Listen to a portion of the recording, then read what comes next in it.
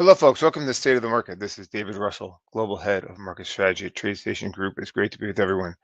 Today is Monday, August 4th, 2025. And with the seeing a strong bounce after a sharp drop, which we partially flagged as it was happening last week. I'm going to show you some important information and disclosures, and I will share some of the disclosures in the chat as usual.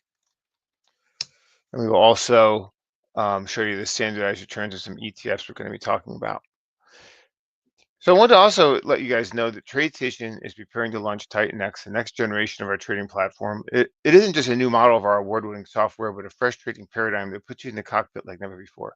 Titan X will be available to customers as a beta soon. If you're new to TradeStation, you can join the waitlist at tradestation.com/TitanX or see the description. See the link in the description of this video. All right, I'll show you the standardized returns. So, like I said, interesting sort of bounce today. And last week we've been kind of talking about some of the things that were taking shape in the S&P 500. Yeah, as you know, we do the webinar on Thursday when we talk about kind of interesting various kinds of trends in the market. And on this webinar, we talk about the S&P and the major indexes, focusing especially on the weekly charts. These are the standardized returns. And also, you go to tradestation.com and you scroll down the whole homepage, you'll see an article here with this bear. This is our article that has some of the information that we are going to be mentioning in today's presentation. So what's interesting here, if we look at overall at the S&P 500, is last week, look at this daily chart here in TradingView, we had flagged 6201. We've been talking about this level as this kind of tight support level where we bounced in mid-July, and we went down and we held above it. So now as we look at this overall, I think we have to realize that we're kind of in a spot where we're entering a new month. It's a month that's not as typically, people are worried about the certain volatility in the summer and things like that.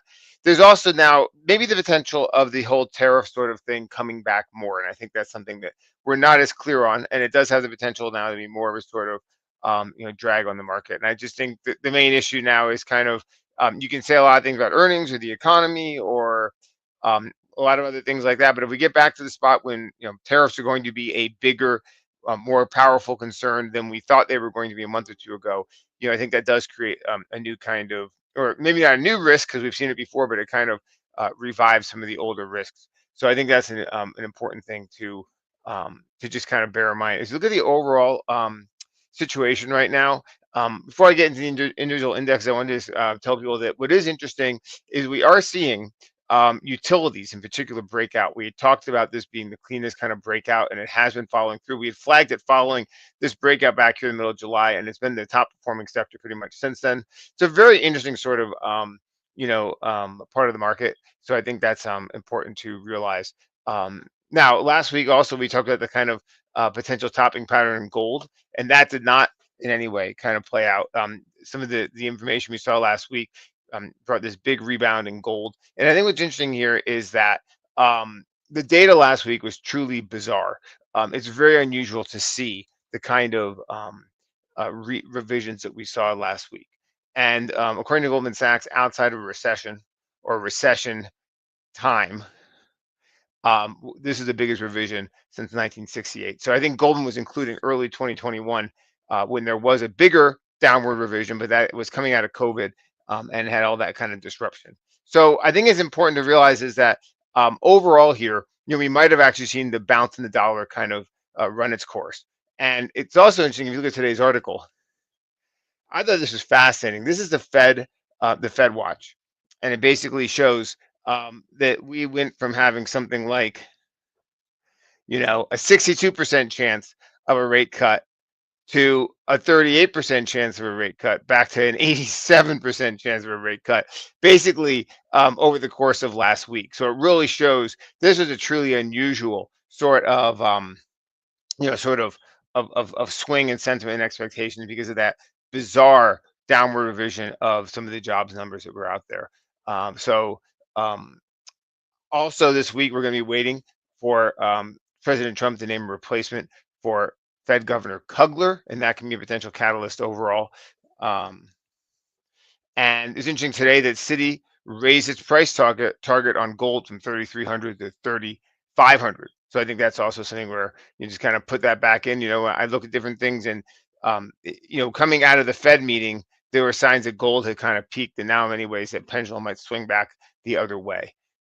As I look at some of the things before I get to the overall index, one of the really unusual things this is a GDP report. We normally don't get into something this granular, but it was really unusual, and I do want to emphasize something here. This was the actual GDP number from the Bureau of Economic Analysis. If you go to page 6 of it, and then you look on line 12, it was very unusual. What you're going to see here is that intellectual property products basically grew. This is basically tech. It was up 6% in Q1 and 6.4%. These are like really dramatic sort of increases. And if you look overall at GDP, it really outpaced overall GDP. We saw weakness in, kind of, consumption last week. And if you look down the next page here, it was kind of interesting on line 36 of the following page. You can actually see that software contributed 0.4% of GDP growth. And that, from what I can tell, going back to 2022, was pretty much, aside from one quarterback here, in Q1 of 2022. I mean, pretty much, this is these are strong numbers. So, these readings here are really showing that in some ways, the AI investment boom is keeping the American economy out of recession. And I think that's an interesting way to kind of think about this. Um,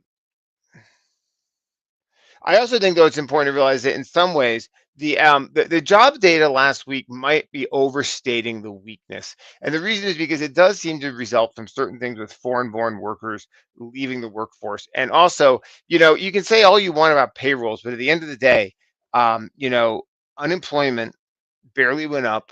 Wages actually rose more than expected, and initial jobless claims do remain, um, you know, they're not spiking. So you can look all day long for things that might be bearish at the economy, but I think it's also important to realize that that data last week might have overstated the extent of actual problems. But in some ways, I think it's interesting just to realize is that we're not really seeing a really clear sort of signal on anything here, and to a certain extent, that is a positive because if you have a really clear recessionary thing, then that is a risk. If you have a really clear non-recessionary thing, that also becomes to a certain extent a risk because then it means no rate cuts. Now you can kind of dance on that knife's edge of optimism of, oh well, things are bad enough for a rate cut but not bad enough to be selling financials and selling industrials. So it puts you kind of in an interesting spot. So I wanted to kind of just kind of emphasize that it's an unusual sort of balance here. Now, when we look overall last week, one of the big things that stood out, and you look in this article, was that some of the big risk off sectors, I'm just mentioning a few key points from here, like industrials, financials, these were their biggest 1 week drops since back here on a percentage change. I'm not going to get into showing all that, but if you go and you look at it and you add 1 week changes to some of these charts, you can see what I'm talking about. So it's also interesting that transports really got hammered last week, but industrials, materials, global, consumer discretionary, financials, transports, they all got hit really hard last week. And we did a trading view idea actually over here. You might want to check it out on transports. I'm going to actually add that link into the chat as well.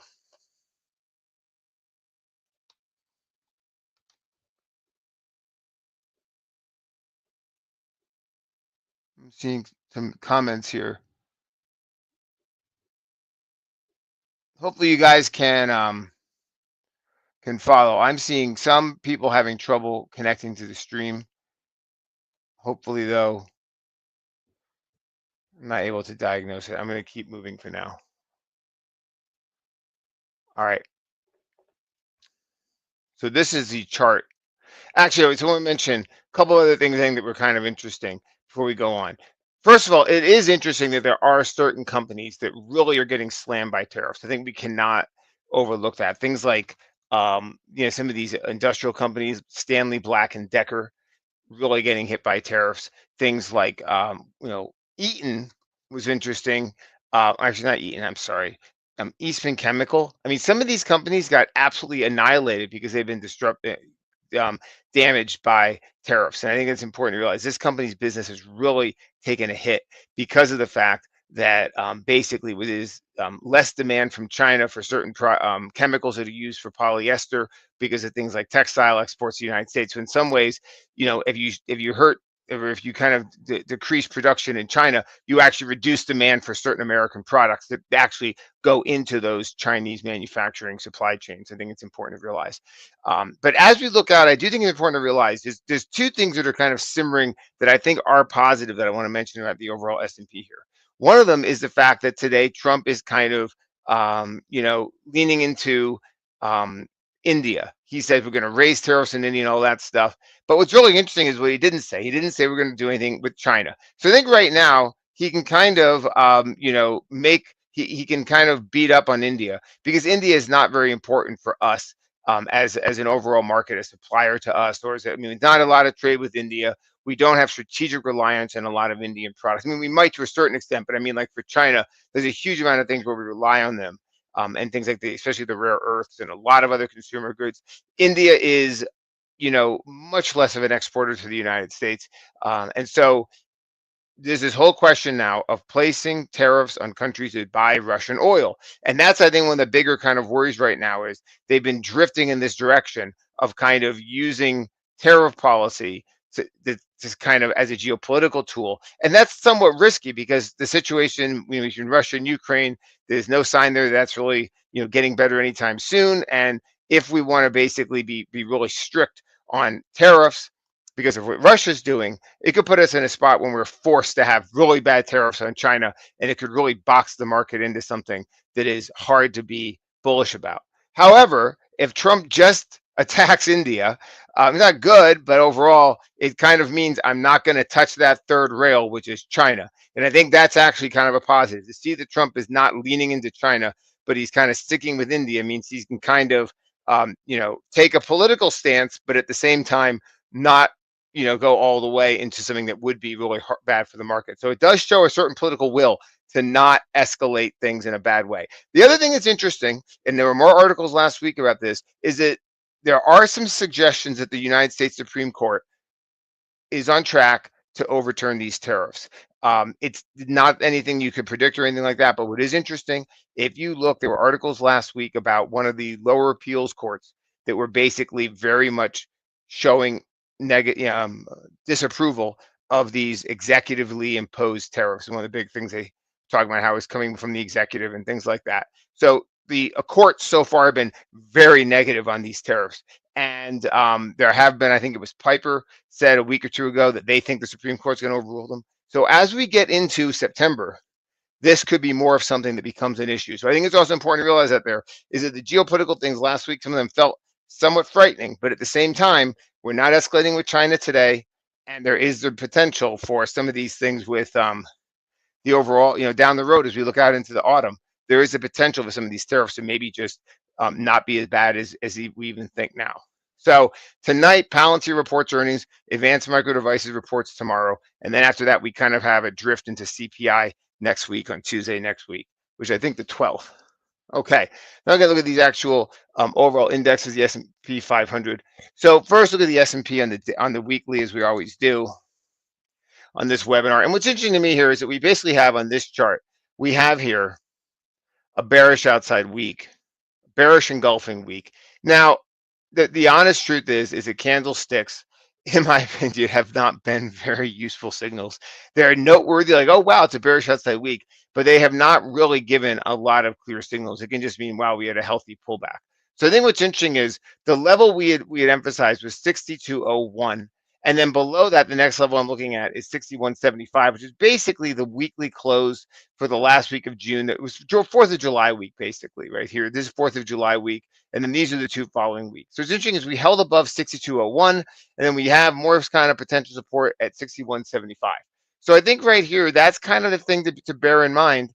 But then to also realize that we're getting into a period of time in August and things like that where it might be difficult for the market to get pushed to new all-time highs. This is a time seasonally when things are more difficult. There are fewer catalysts. So I think, that is something that we can see something of a drift here, and then individual stocks kind of jumping up. There's like this meme stock, some of these meme stock things kind of popping up and things like that. And again, we might go back to the situation where individual things are moving and the overall index may or may not, be where the real overall activity is. But what's important to me here is that basically we held above 62.01 on the weekly, which is, still giving a sense that we're in a situation where the level that held back here in mid-July is very much being respected. On the daily charts, a few interesting things. We actually talked on Thursday about the 10-day streak, and this is what I basically call the 10-day moving average streak. This indicator down here counts how many days the 10-day simple moving average is moving in a single direction. And what you can see from it is this streak in one direction was what? Something like it was 40 40 days or 41 days, which was pretty much the highest level since back here in early 2024. You can see historically, it seldom really gets above like, this goes back a while here, and you can see that readings above 40 are pretty unusual. So we had one of those. But in some ways, just because it stopped doesn't mean anything is bearish. It just means, wow, we had a really steady uptrend. Now we have maybe a few days of negativity, a few days of, this is maybe just a reset. And it just shows that we had that pause. It can just be now some refreshment and a refreshing sort of pause. So I think that's an important thing to realize here is that this, in my view, can sometimes become actually a counter, like an overbought. You can almost think about it as overbought.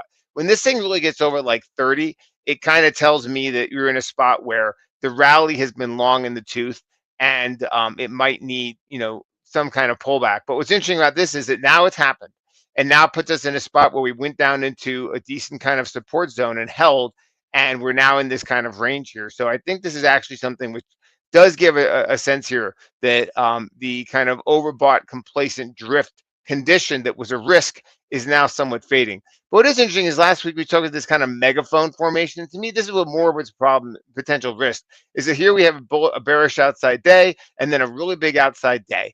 And that gets more or less confirmed with his breakdown. So from my view here, we do have a little bit more of a sort of, reversal patterns in play. This big bearish outside day on Thursday, I think actually might have some real kind of issues. And what's interesting, if we look at this now, we can almost see on the daily chart, some levels kind of between kind of 60, 63.30 down to kind of, 63.20. Now, it's also interesting is we look at the all-time high, which is on Thursday, down to the low on Friday. A 50% retracement of that is at 63.20, which is almost exactly where we are right now. We're on 63.17. So right now, if we stay below 63.20, it does to a certain extent kind of confirm, some weakness here. So people might want to be thinking, okay, say for example, people do think there's more of a pause or something.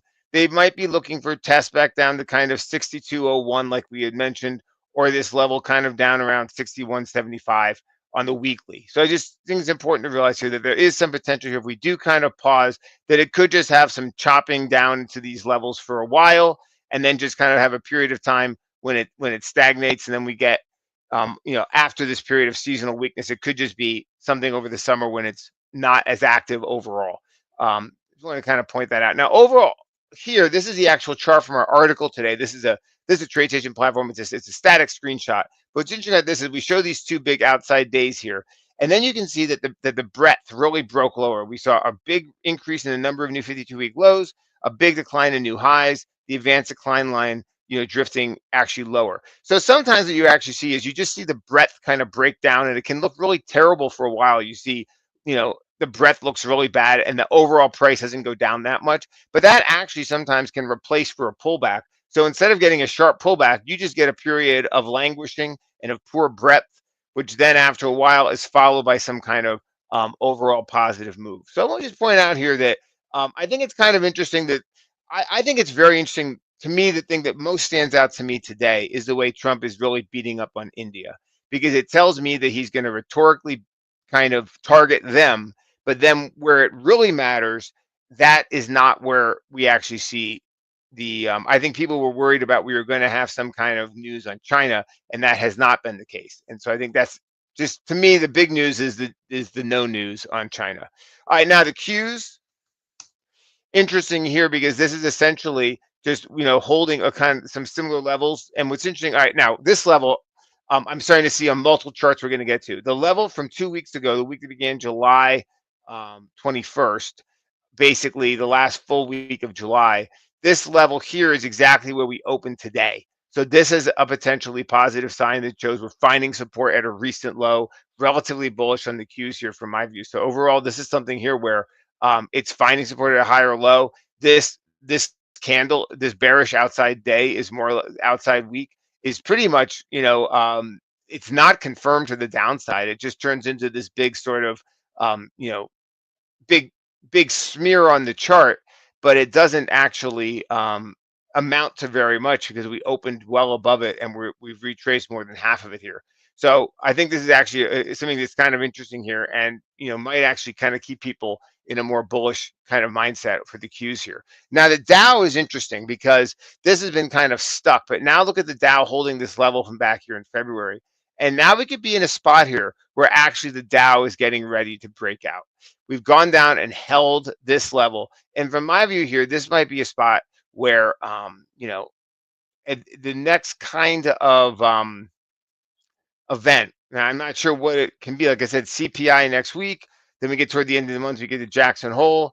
As this whole kind of Fed narrative takes shape, this could be something that turns into that pullback before the breakout. And I think we have to just entertain that possibility here. People might have wanted to get really bearish here. And then, as Mark Douglas says, you have to focus on the now flow of opportunities. And as you really look at this here, this might simply turn into that last pullback before the breakout to new highs in the Dow. All right, now the Russell here went back down and more or less held this level going all the way back to January. And from my view here, this is going to be kind of like a plaything of the Fed and of overall sentiment. If we do have a sense that the Fed is going to be dovish and it gets more kind of confirmed and things don't blow up, this could also now turn into a last pullback before another extension to the upside. If you look here at the Russell, you can see the last week of June that level is holding. It's not as bullish as something like the Qs or something like that, but it also does suggest. I mean, this is a very significant resistance zone we had up here back at the level from February, and so we got smashed down from it. But now people might look for an attempt to go back up and test it again. So now we turn to the 10-year Treasury yield TNX, and this to me I think is it's simply not breaking to the upside here. What I think is very interesting is the series of higher lows is kind of breaking here. If you look here, you can actually see that we've broken under this low from where was this? I'm sorry, this was the last the 4th of July week. Also, you can see we're basically breaking this low from back here, um, which was a low at 421. This was the low pretty much um, of the last of 4th of July week, and we're back now under it, which means that we're no longer making higher lows. So people might now be looking for this to move back down to 412 or lower. So this really might now be turning into the long-awaited breakdown or descent of yields might finally be playing out in that direction. And so I think tariffs might remain this kind of wall of worry we have to climb up. I mean, there's a lot of reasons to think that tariffs might turn into inflation. There's a lot of evidence that there are companies that are planning price increases, but that could simply be the wall of worry that keep us, kind of nervous and keep the money on the sidelines and keep the pullbacks shallow. I think that is something that's entirely possible here when you look at the way the overall patterns are playing out. So it's interesting to me here is to see that we have broken these series of higher lows, and we now have maybe the potential for 10-year Treasury yield to work its way back down more toward 410. Now, very quickly, I'll mention the home builders, which HGX is the home. This is the index, but we had talked about it kind of holding this level, and it has kind of plowed higher from here. So I'm not sure what to think about it, but I do think it's important, to realize that the home builders are still out there. Some of these names we had talked about before, like Zillow in particular, on the weekly chart here, we had talked about Zillow, and I think this is something people might want to be kind of on guard for. A name like this, has that potential after a long period of doing nothing. A name like this might have the potential to kind of, break out through this level around 88, 89. And, these are relatively small companies and they probably have not been in people's focus for a long time.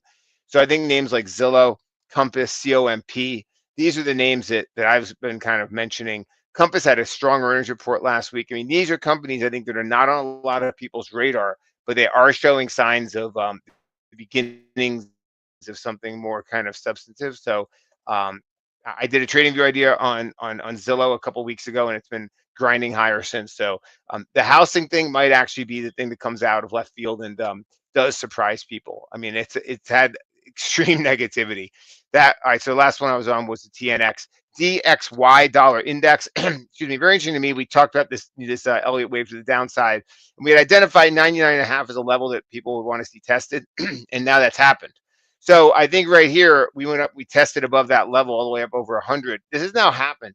And it does kind of potentially set us up for a spot here where if we actually do get some confirmation of a dovishness from the Fed, and maybe that will be CPI next week. Maybe that's what we need. Maybe we just need to see CPI not be terrible. And, this is something where it's so hard to really, I would never try to make any kind of prediction, but I do try and look at the events on the calendar around which the sentiment may turn. And for me, the CPI next week can be something to really bear in mind here. But the dollar index, had this strong, completed this move to the downside, and now it's at a feeble bounce, but it basically failed the first level that we had identified as a potential spot to test. And if you look here, see, it didn't go all the way up to this level from late May. There's this other large candle back here. Anyway, my point is the dollar index here, it had a strong bounce, or it felt like a strong bounce for a few weeks here, and it might be done. And if that's the case, that puts us back in another mindset, and it might especially be something that helps gold move to the upside. So I think now that this has happened, it kind of changes a lot of those overall expectations of gold potentially struggling, and maybe puts us back into that bigger trend of upside in gold. Now, XLB materials ETF. This is one I think is very interesting because here we see actually pulling back to hold this level from 4th of July week also. But look, it had this trend line that it basically broke above, pullback is now holding. So from my view here, XLB could actually be one that maybe turns around and has some upside if we have a sense of the dollar of the Fed being more dovish. This would be something that would, based on historical patterns, typically, you know, could do well into a Fed rate cut. So if people start getting a sense of there being a rate cut, things like materials here could really be a spot that people focus on. That is XLB. XLC communication ETF. As we've said, this is one of the strongest weekly charts. And again, it's holding above that all-time high from February, the previous all-time high from February. You can see these weekly lows just continue to hold, finding support at the old resistance. From my view here, this has some potential for just a continued move to the upside given its weekly patterns. Now, XLE. This is something I saw that basically OPEC Plus agreed on Sunday to raise production of oil by more than 500,000 barrels a day, starting in September. And basically, they just keep dumping oil all over the place, flooding the world with oil to try and gain market share and whatever else it is. I think they say it's a gain market share, but the reality is that they just can't agree to keep production down. And the fact is, OPEC is just going back to what it was, which is basically a bunch of countries that all want to make more money from oil so they can then diversify their economies away from oil. So it's a race to the bottom. And so we could also be in a situation here where energy grinds lower, but the energy ETF XLE, at this level with these lower highs and this potential trend line, this might be in a spot for some kind of move closer down toward 80 from here. I kind of look across and I look at a price area around kind of, I'm not even sure where it'd be. I mean, around 82 and a half, might be a first spot. And there's so many potential levels here. But I just want to point out here that energy continues to do what we've highlighted before, which is to make lower highs and not make higher lows, and to not break out, and to keep having more supply come online from OPEC. So XLE remains kind of the sick man, and remains one of the more technically challenged ETFs. XLF. Very interesting here to see also holding this level from back here in mid-July, this weekly low, slammed down, held it. Now it's sitting. This is very similar to the Dow, the DJI. And if you look across here, I mean, there's a lot of places you can kind of draw, potential support, not support, but resistance becoming support, across here back to February. There's a bunch of highs, you could target anywhere across these, anywhere between kind of 51 and a half or 51.30 up to like kind of, 51.80. You can see that there is a lot of potential old highs here where we're kind of holding. So this might be in a spot where financials kind of sit and stew and then accelerate to the upside. So I think, this is now giving us that pullback that is holding. And this might be what people are looking for, some potential here. Now, XLI has a very similar chart. I think right here also we're holding that low from, it's very similar to tech actually. It's that low from 2 weeks ago. You can see we gap down, we slammed down, but then closed at that level, opened it more or less above that level today. And this also, this is something where on the weekly chart things remain potentially constructive. So XLI here is in a spot here where people might also look for more kind of upside. XLK is very similar, holding the recent lows. It's similar to the Nasdaq. It's similar to the communications, holding the recent lows. So right here, from my perspective, this is one also where people might see potential for this to continue melting to the upside. XLP, consumer staples, not something that typically does well in bullish markets, but people might also look for, holding 80, some potential for a squeeze off of 80, potentially be turning into some support here. You can see that with these lows that have, kind of managed to hold, overall, probably a sector that not many people want to really do much with. Now, XLRE real estate here is kind of interesting because it's also trying to break this falling trend line. This is something people might want to really focus on in the event that we do get, um, you know, um, that we do get, um, the interest rates moving lower. I think we just have to wait and see on this one. People probably want to give it time and let it clear some of these higher levels, which are not that far away. And we might want to have more of a sense of a real rate cutting cycle on things like real estate. I'm not really too clear on this one. Now, utilities, like we said, very interesting breakout. And I want to just mention here that there were two stocks in particular that I thought, I was thinking of doing trading view ideas on these. One is Southern Company, SO. Look at how it's holding and breaking out above this level. This is a utility company, I think in Georgia, but I'm not really sure. Regardless, you can see the old level from October. Look at how it's holding above there. People might look here for the for SO potentially to extend. And another one's interesting is AE um, S. This was like, I'm not really sure what's happening with this. It had some bad news that had hammered it, but it did come back up off these lows. And if you look at AES at the $13 level, it was kind of this level from back here, the high in March. Utilities, I think, remain here an area where people might be focused because, you know, it's economically not as sensitive, but it also has a growth aspect of tech and it has the potential for dovishness, to be baked in. So I think utilities here, this was a pretty significant rally we saw a year ago, coming off these lows. This was very significant and it was really turning heads at the time. And we've basically consolidated here for almost a year in the XLU from September of last year, pretty much through July. So we got like a 10-month sideways movement here with a pretty clear breakout on the weekly chart. I know utilities are not something a lot of people find all that exciting, but I think we have to realize that this is potentially showing some significant kind of strength on the weekly and a more significant breakout than anything else because this is really breaking out of a long-term sort of period. And when things go sideways for a long time and they break out, sometimes people look for a more extended move.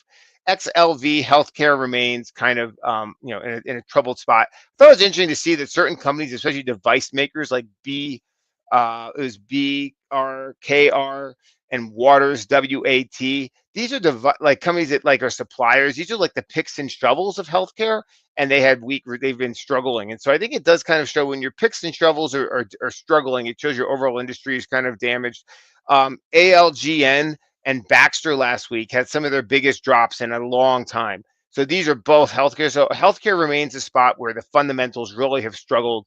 And, I think that's just, there's a lot of fundamental issues in this sector. I'm not going to get into now, but if you dig around, healthcare is a spot that continues to have troubles. Last one, XLY, consumer discretionary, which is kind of follows Tesla a lot. And I think it's interesting here to see that it is holding. It held this low also from this level back here the week after the 4th of July, around 217. And Tesla has these new what do you call them coming out, the new robo taxis and stuff. And you can also see that this level here that it's holding is more or less close to the weekly close back the week that begun May 12th. So this house is actually setting up to maybe be showing some support.